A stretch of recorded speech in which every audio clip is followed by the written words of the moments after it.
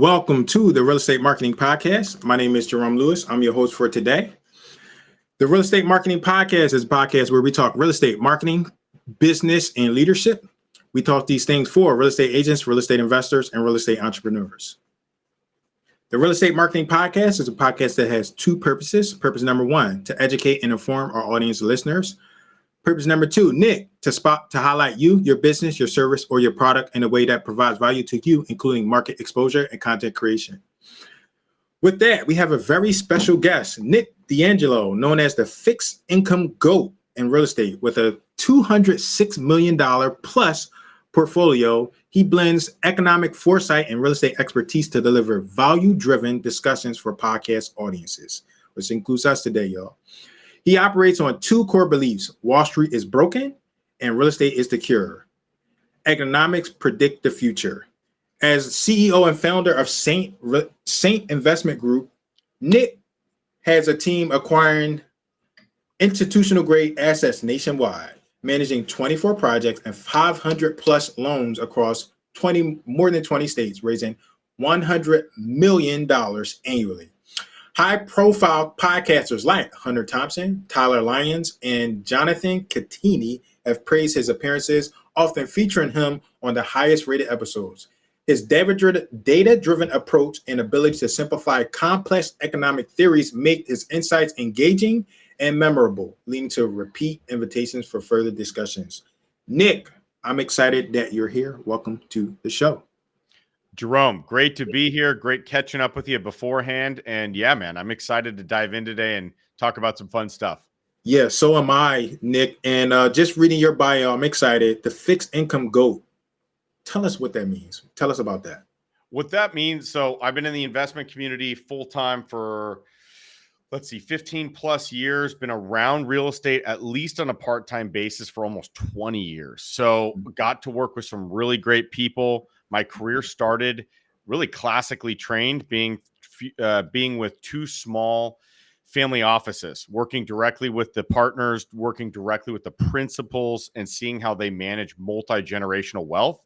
So incredibly lucky out of the gates. I mean, I worked for free, right, to get in the door, and, offered a lot of things to even get the job. But fixed income GOAT is the progression that I saw when talking with investors, where the market was changing. The economy was changing. There were bigger question marks. There were bigger concerns in different areas that led to investors wanting and asking us for fixed income opportunities that beat the market and that would be stable for 10, 20, 30 years ahead.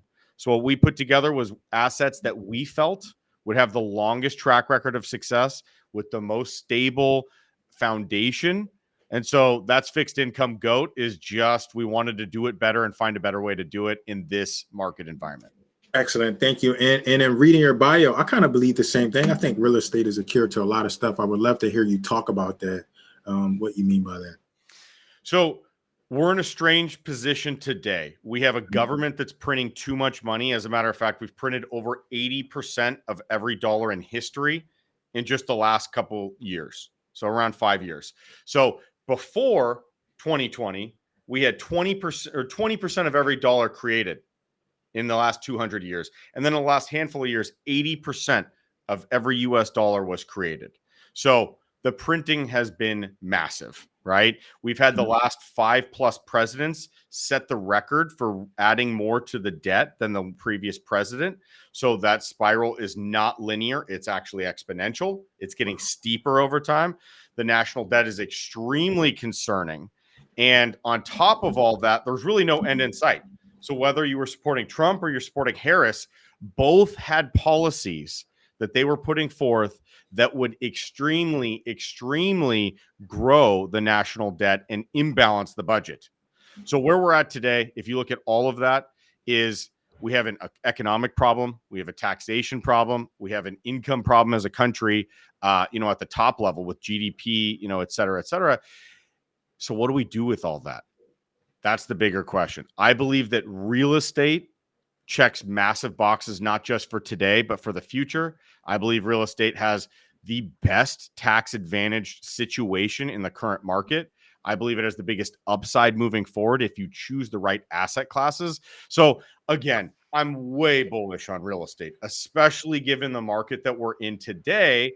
But I mean, the fundamentals are there, the numbers are there. So I don't have a crystal ball, but from what we're seeing and from our economic, data and drill downs on everything that we present on webinars, so we're super, super transparent. Real estate is absolutely the belle of the ball for 10 plus years ahead. Thank you for sharing that. So I want to go deeper on some of the real estate stuff that you talked about. But before we do that, like people don't like to talk about politics, right? But, and I don't want to do that either. But what jumped out to me is the fact that you said the last 5 presidents and the debt continued to go up. So you mean to tell me it didn't matter whether it was Democrat, Republican, Independent, it's all the same stuff. Yeah, that's exactly right. So first off, I'll say I'm a registered independent. I've been my entire life. I've voted on both sides of the aisle. I will continue to vote for whoever I think is best for the economy and the country. Okay. Mhm. I'm first and foremost an economic voter because the social things are very important. And I think we made great strides, especially the last 20, 30 years.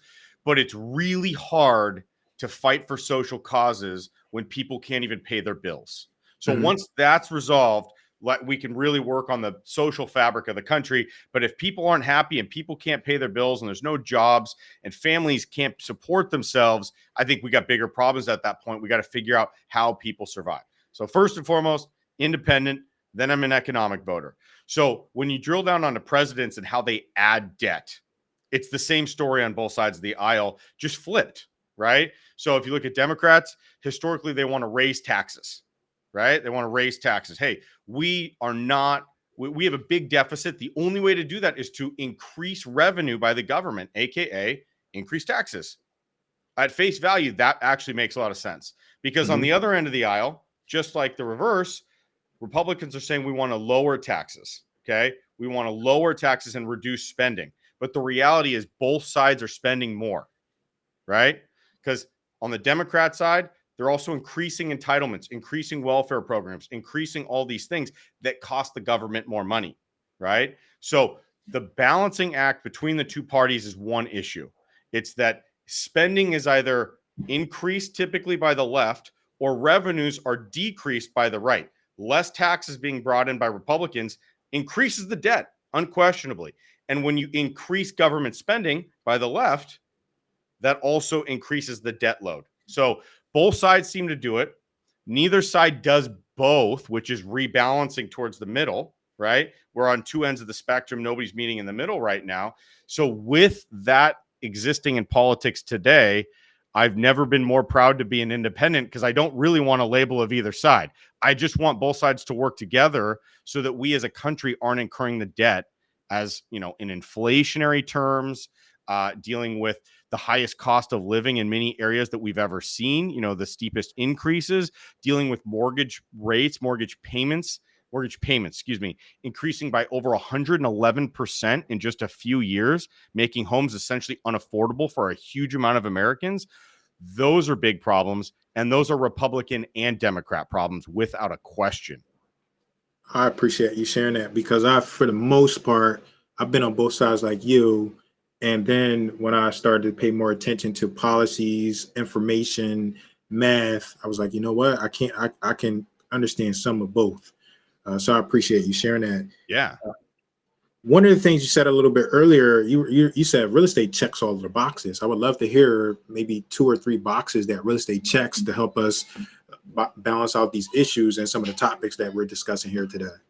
Sure. So when you look at an investment portfolio, everybody has different criteria, but they typically fall into 3 categories. One is going to be fixed income. How much income are you generating off of these assets? The second category is going to be appreciation. The assets that you're buying over time, do they add value? Do they increase in value so that your purchase price today is less than the asset value tomorrow? So how much do they increase over time? And then the third, which is, it's its own strategy. It's very difficult to find all 3, but the third is tax advantages, right? So typically you can find some investments that check 1, maybe 2 boxes. Real estate's extremely rare that it checks all 3 boxes if done correctly. And if you reduce the focus to maybe one or two categories, real estate's really, really outshining the competition. Like fixed income, if you look at real estate opportunities through a fixed income lens, there's fantastic opportunities. But even when you balance it in all three, you can get a tax advantage, you can be getting cash flow from your rents and getting appreciation over time. So that's what I say, that real estate really checks the major boxes, is because it does. The downside of real estate is it's less liquid, right? Stocks and bonds you can get in and out of much more easily, especially stocks, right? And then also the other side is that real estate's kind of a management play. Anyone who says real estate's hands off is not being honest with you. There is a lot of lift, especially in commercial, especially with bigger deals. You have to be involved. So there's trade-offs. Real estate checks more boxes than anything else, but it also kind of requires a little bit more. So you have to balance those strategies with what real estate needs and what real estate gives the investors the opportunity to have. So, and before we got into the room, you mentioned that you have a fund where you kind of do some of the management and for people, and reading your bios might have grown by now, right? Sometimes I get guests and we've got their bio, they've been doing some stuff. So by the time they get to our podcast, the bio has changed. But in reading a bio, $206 million portfolio, how can people get involved and learn more about the portfolio, what you're doing in regards to real estate? So the number one focus we have right now, so we're always focusing on giving our investors what they're asking for. Mm-hmm. So what our investors were asking for, given the market environment, was something that was real estate backed, that was paying fixed income. So what we found as the number one best opportunity, those real estate assets that were paying fixed income, were mortgages on single family homes, bar none.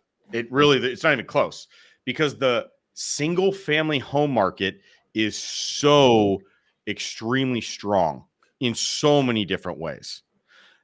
Not just because the baby boomers are locked in with extremely low rates, a huge percentage of the population, I think something around 40% of mortgages are locked in at rates that they will not be able to ever replicate in today's market. So that's a huge, huge foundation for that market, in addition to roughly 20% of the market being government-backed loans, et cetera, et cetera. All kinds of reasons for really big optimism in the mortgage market and in the single-family home market. And also something unique in the world is that we have 30-year mortgage terms.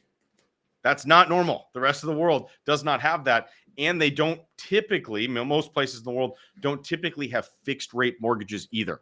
So when you invest in mortgages in the US in single family homes, very commonly you'll see 20, 30 years of payments that you can expect with a high likelihood. So to me, that's the absolute best fixed income opportunity, really, period, right now. That's my favorite fixed income opportunity. That's what we do in our fund, is focus on that nearly exclusively. That is our focus. And we found that our real estate investors, they tolerate that very well. They prefer understanding the real estate below it rather than a complicated financial mechanism on Wall Street that may or may not, and hopefully, and if rates do this, then that does that. We just try to simplify it. Here's the payments. We can expect these for decades to come. And that seems to really make people feel comfortable on our investor side. I could have sworn when I said 206 million, I just knew it was multifamily. You couldn't tell me anything. That's going to be mostly multifamily commercial. So that's really impressive that because I'm a huge fan of single family too. I don't think I've been as smart as you, but I'm just a big fan of multifamily because it's just single family, because it's just what I know. I'm very familiar with it. It's easy to understand. It's like tangible. I live in a single family, so it just like makes a whole lot of sense to me. So to see that it's like 206 million and most of it is single family, that's really impressive. How do you pull something like that off? Because you heard a lot of people say go big or go home, and they throw all this stuff around, but you have a different philosophy. I'd love to hear you talk about it.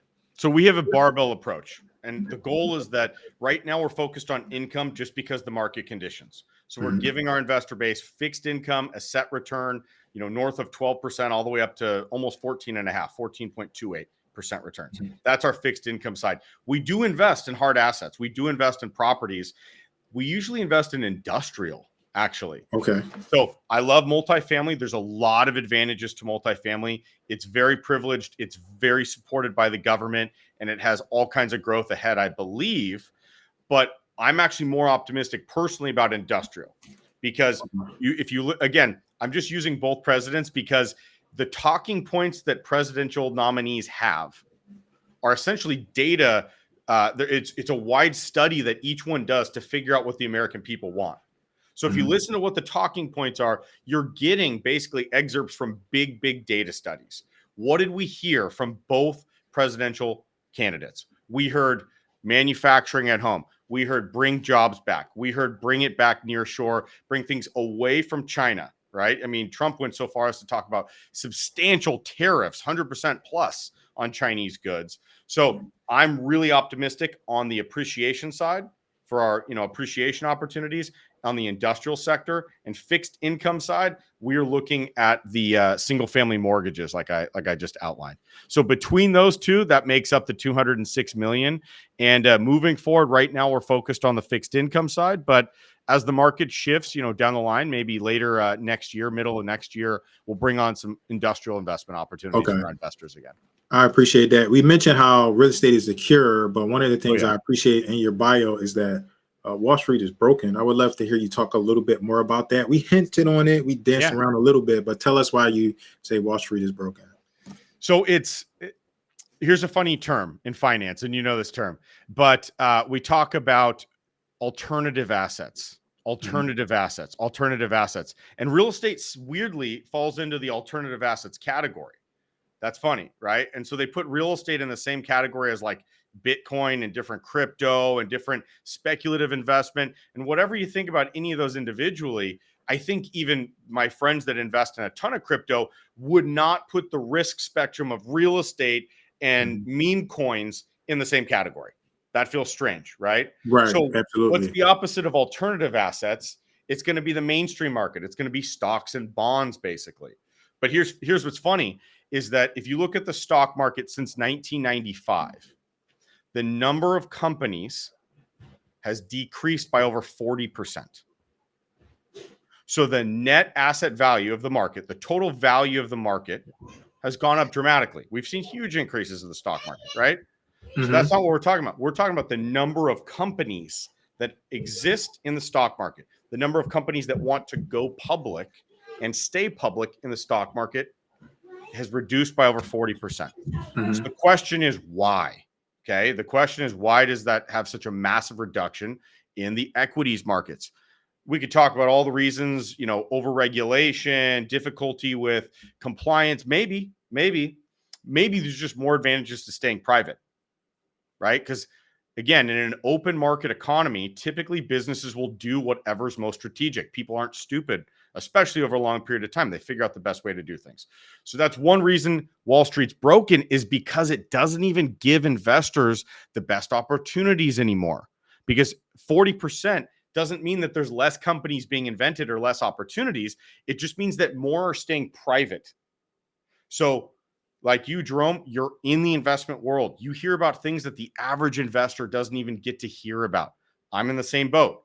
So there's opportunities that are still out there that are amazing opportunities, but just less accessible because they're not public. So that's one why Wall Street's broken, is it has not created diversification. It's actually contracted. There's less companies make up more of the market value today. You can take the top 7 companies that disproportionately have a massive portion of the market in stocks. That's not diversification. That's actually contraction overall. It's less diversification, especially in the bigger side. Okay. Now, the other reasons are that you look at corporate earnings, there's some concerns there. You look at a lot of the debt loads of some companies, there's lots of concerns there. And then what I personally look at quite a bit when we talk about things like, you and I were geeking out on the great melt up beforehand, which is, we can talk about, later on, but it's this debt spiral that the US finds itself in, whereas a huge portion of tax revenues that the government receives are from stock appreciations. So they're almost in bed together by a decent amount of the revenues for the federal government, because it's capital gains. As stocks go up in value, that increase in value is taxable at sale. So when people sell their stocks that went up in value, they cut the government in. They pay their taxes on that. So the government actually really, really does want stocks to rise because capital gain returns go up for the government. So that's just a couple examples, a handful of examples top of mind and kind of the most obvious ones. I could go into plenty. We have a upcoming webinar on the stock market retreat, really diving in, beating up the stock market, hitting the weak points of it. But more or less, stocks were a great opportunity for such a long period of time. Now they're less diversified. You have Goldman Sachs coming out saying for the next 10 years, they expect the S&P 500 to only pay out 3% on average per year. So not even the biggest investment banks have full faith in the S&P 500. So for all those reasons, I do think the stock market's broken over a long period of time. I think it's not a good reflection of a way to make great gains. I think it actually just kind of keeps you up with the debt spiral, and it's probably a net break even over time. And it's just got too many risks and too much volatility for me to be able to say that's where I'd be putting my money today. I appreciate you sharing that. There's a couple things I wrote down. First, I want you to tell us about what this debt spiral is. And then I want you to tell us about, because I heard you mention a few times, even in the green room when we were talking, like the webinars, you offer other education for people. So first and foremost, tell us what a debt spiral is and how we can interpret what that means and how it affects us. So we're in a very strange position in the U.S. today. We usually see huge debt spikes in U.S. history around things like wars. Okay, it's very obvious. It's all hands on deck when we're out of war, right? World War I, World War II, even the Civil War and all kinds of wars. Very, very, very big increases in debt, and rightfully so, because we need to unite as a country. We need to stand beside each other in those times. But the issue was examples where, just like we talked about earlier, the right and the left did things and didn't balance the budget.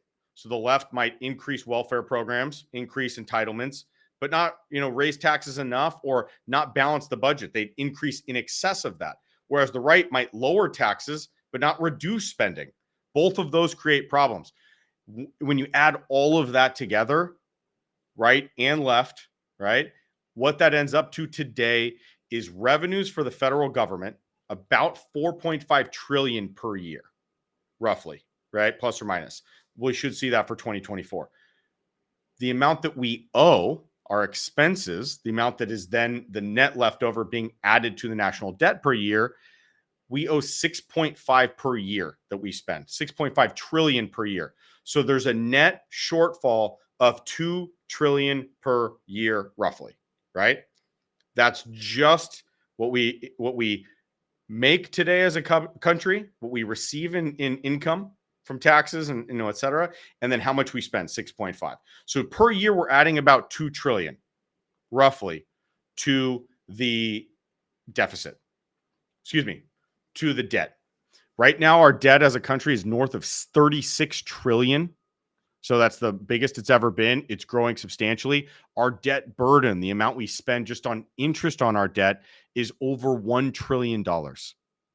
So when you add all that up, the problem is it's already huge numbers, but the problem is it's getting worse, not better, which means in a debt spiral, whether that's a private company, a private individual, private anything, or a government situation, it grows exponentially. The chart is not linear. The chart gets more steep over time. So the government only has a few things that the government can do in a situation like this. One is that they can increase revenues, aka raise taxes. The second is that they can reduce spending. Those are the obvious ones. So let's start there. We could reduce tax, or we can increase taxes. That is a big discussion, and it's one worth having. But the issue is there's something called Hauser's law, okay? And it's an economic principle that no matter how much you raise taxes, you could raise them to 100%. Whatever taxes are, they roughly will equal about 19.5% of a country's GDP, okay? So if you increase taxes too much, it starts to slow the economy down, and then tax revenues go back down. So it can be a net loss by increasing taxes too much. So there's actually a ceiling to how much we can raise taxes that's tried and true of about 19.5% of a country's GDP. So on the other side, It's reduce spending, right? And it's probably both, to be clear. It needs to be both. But reducing spending is also complicated. Maybe there's not as much of a ceiling or a floor, but there isn't a way. One of our biggest expenses as a country that we're running into is our debt expense. If we don't pay that, we default. And if we default, then people don't trust US treasuries. People don't trust the faith of the US government. And then guess what? People don't want to invest with us and we drop our credit rating. All bad news. We might, in an event like that, that's one of the few things that could knock other countries off of the US dollar as their reserve currency. That's catastrophic. So that's not an option. So what's next? Well, we could drop Social Security payments. Maybe not, because all those individuals vote and they really don't want to make less money. And most of them are going to be, retirement age, elderly, et cetera. Are we going to let old people starve? Not a good option either. Then we start getting into things like Medicare. Then it's all messy. Defense spending. We're in multiple wars right now. Do we want to decrease defense spending? But the reality is we likely need to decrease government spending by roughly 40% in all areas. Those are brutal, brutal figures. The last option, and the most obvious and the most painful long-term, is print more money. And that's what we're doing, right? Because neither side can agree on what to do. The right doesn't want to raise taxes. The left doesn't want to cut spending. So they end up in gridlock. So they both agree that they can just print more money to save the day for today. So what that does when we print more money, it creates more inflation. Assets go through the roof. That feels good. It's really nice to see your stocks go up. It's really nice to see your home value go up. It's really not. But what we don't like is that cost of living also goes up. We see eggs go up 89%. We see gas prices go through the roof. We see everything else increase, and a little bit more than everything else. We're seeing costs in many categories go up above what inflation is, go up above what asset increases are. So the net quality of life for Americans actually goes down and the debt burden goes up. So it really is a spiral. To zoom back out, it becomes a spiral. Too much debt, too much payments too many payments, too much money that we owe on the debt. Because if we don't get it under control today, it's worse tomorrow. We know that. So then the only question is, what do you do about it? Right? Because this all sounds scary. These are scary numbers. Nobody's happy about these. The question is, what do you do about it? Just like we talked about earlier, Jerome, my bet, what we're seeing in the data, what we're drilling down into at Saint as the biggest opportunities, you got to be in things that will outpace inflation. You got to be in things that have multiple advantages. You got to be in things that have real, true core assets as their underlying foundation. For me, if I'm going that route, it's real estate every single time and twice on Sunday. You know what I mean? So it's unquestionable for that. I believe real estate has the biggest growth. I think as we bring manufacturing, I think industrial has great growth ahead, probably the best in my book. I think multifamily has a bright future. Single family homes should beat inflation or should at least keep pace. So it's a strong investment. So that's where we're looking in the midst of this crazy cycle that we find ourselves in just because the right and the left can't work out our budget. Thank you for sharing that. Thinking on that, I have two guest recommendations that I'm going to send to you. I got a guy, George. He's come to my podcast as well. I think you two are going to really appreciate each other having this conversation. So I appreciate you sharing that. The next thing, I would love for you to tell the audience how we can learn more about you, what it is that you do, and tell us about your webinars. I heard you mention webinar a couple of times. I know you run more than one webinar to educate the people you serve. So we geek out on economics, period. We've, done a bunch of projects, very successful, great returns. We're really proud of all those. But one of the biggest takeaways that we have is that economics is the driver. It's bigger than any single investor. It's bigger than any single small piece of any single small market, are the wheels that turn and the things that move the markets. So we follow those extremely closely. We have, tons of spreadsheets, tons of data points that we're tracking month over month. All that combined with all this research, we end up with really, really great findings, and we give them all away for free. So we put together these webinars. They're about an hour, really densely packed. They go over what's going on in the economy that we're seeing, how do people invest through it, investment strategies that they can take on those webinars. And we have some even great Q&A at the end. People can sign up and check those out at saintinvestment.com/resources. Give them all away for free. The only thing we have to offer anybody is our funds. So if people want to invest with us, they want to check out what we're investing in. I have a ton of money, multiple six figures anytime we make an investment. They can check those out also at saintinvestment.com. Okay. Thank you for sharing that. How can someone, you're bringing a lot of value today. How can someone bring value to you or your business? And it can be as simple as go like the last podcast, go to our website, download the resource, share it. What's the way someone can add immediate value to you or your business? So the only things we ever ask for in return, if somebody finds it interesting, check out what we're doing, because our goal, we're very pro America. We're very pro on the country. It's just to educate. It's just to give back. We want people in the US to understand what's going on that's not being talked about in the news, that's not being talked about by politicians, that's not being talked about as much, so they understand the world around them and the country around them.